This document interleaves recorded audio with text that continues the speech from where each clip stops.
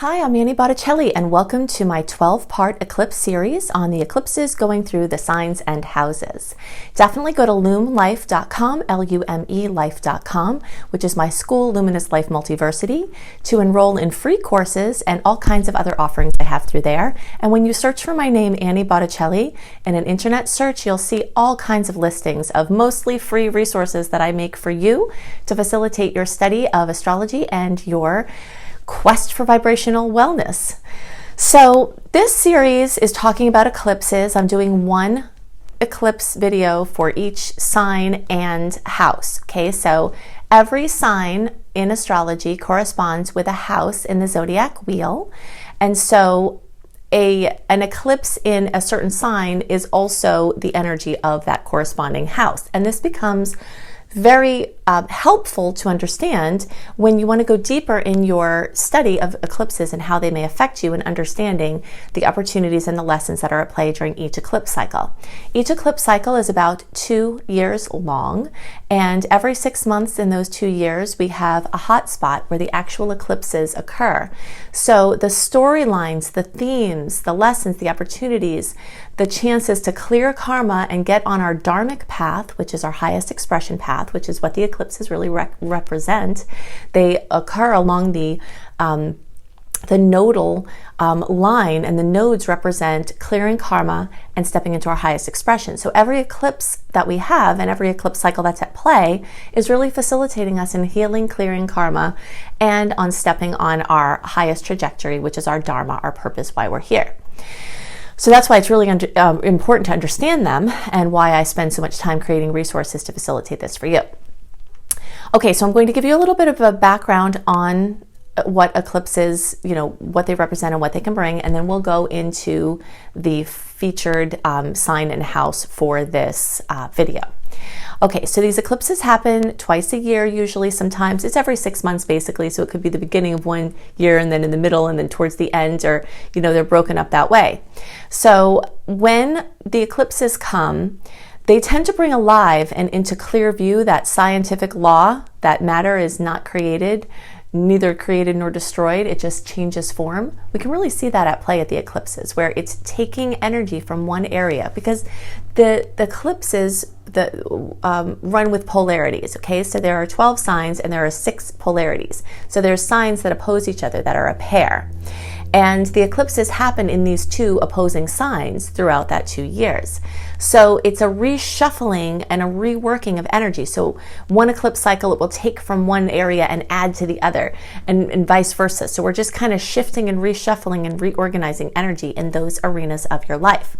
The eclipses occur in certain signs, and those effects are global.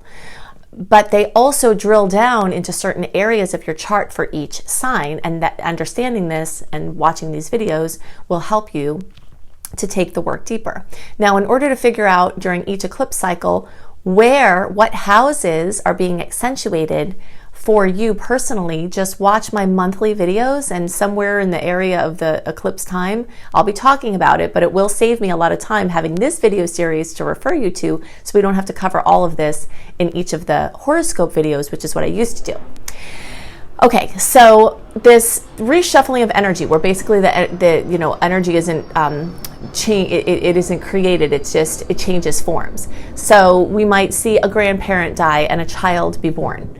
So for that person who's experiencing that, it's like an area of their lives that was present with them for their whole lives is gone, but now this new energy is here. So it's like this major reshuffling of energy, and it very often has very, very major trajectory changes for a lot of people, and it's going to depend on the exact degree that it's hitting planets in your chart.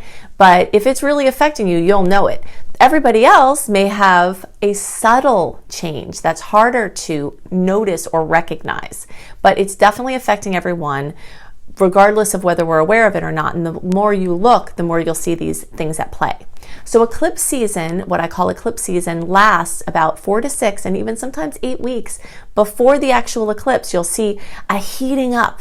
It's kind of like, I always think about it as a pot on a stove, where it's like a certain pot, okay, and a certain liquid in that pot that has a certain energy that has the signs that are in that eclipse cycle. And during the actual eclipse time, it heats up to a boil, you know? And then during the times in between, it's like down to a simmer. And then we turn up, you know, the universe cranks up the messages and they convert from the inner world into the outer world, and we get to see them more clearly. And so it heats up and then it kind of fades back down, and it heats up, but the themes are always at play for these 2 months. For these 2 years. Okay, so just make sure I tell everything else. So the things that happen at eclipse time tend to feel destined a lot of times, where things happen, and a lot of times it's out of our control. Eclipses often bring non-negotiable changes to our lives. It can be very scary and very stressful. So it's definitely a key point around eclipse time to do modalities that help you to ease anxiety, and I discuss those in videos and other offerings that I have on how you can keep the anxiety level low so that you can stay connected with your intuition and with spirit and navigate through them in the easiest way. Okay, so even though there are certain things in our lives that are fated and unavoidable, there are definitely things we have some say in, and we can shift our experience of those events. So understanding all of these things and doing inner work to help clear out the karmic gunk that's coming up can be part of how we can have a better experience of the things that are fated to happen. Okay, so just make sure there's everything I wanted to talk about there. Okay, yeah, so just the overview is that eclipses as an astronomical occurrence happen at the time they're happening, but eclipses as an astrological occurrence happen for all of the time they're occurring. And you'll notice for the years that a certain eclipse cycle is happening, if you go back to the last time or last times that eclipse cycle happened, there are themes at play that will likely come back into your life. It doesn't mean the same things will happen per se, but you'll see the same lessons, the same topics that are moving you along in a certain area of life. Okay, so now let's check out the sign and house of focus. Okay, so eclipses bring major news, major trajectory shifts, things coming to light that were hidden, things coming to fruition that had been in process. They can bring surprises, or they can bring accomplishments in the direction of things that were planned.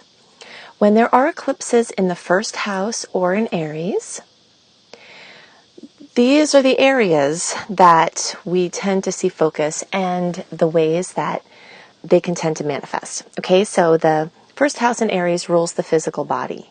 So we can see drastic changes in weight, major weight loss, major weight gain. That can include muscle gain, body, physical, structural changes. This can also include things having to do with wellness. So massive physical or physiological healing, an alignment, a breakthrough, something where you've been working on it, or it comes as a symptom with a problem and then it comes to a resolution. There are sometimes health crises that can come from an eclipse. So if something's been undercover, whether you've known about it or not, if it's sort of been rolling around, it could come out in a big way. Or if it's something you've been working with, it can have a next major step. So sometimes a major illness comes at this time.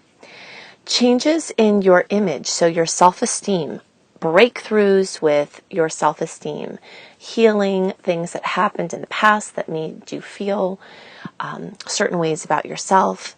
So anything having to do with your image, your self-image, and this can also have to do with, of course, it's hard to separate psychological pieces that have to do with physical or physiological outcomes. Sometimes a major change to the physical body, like a pregnancy or something, any kind of change to the physical body is common during an eclipse in the first house or Aries.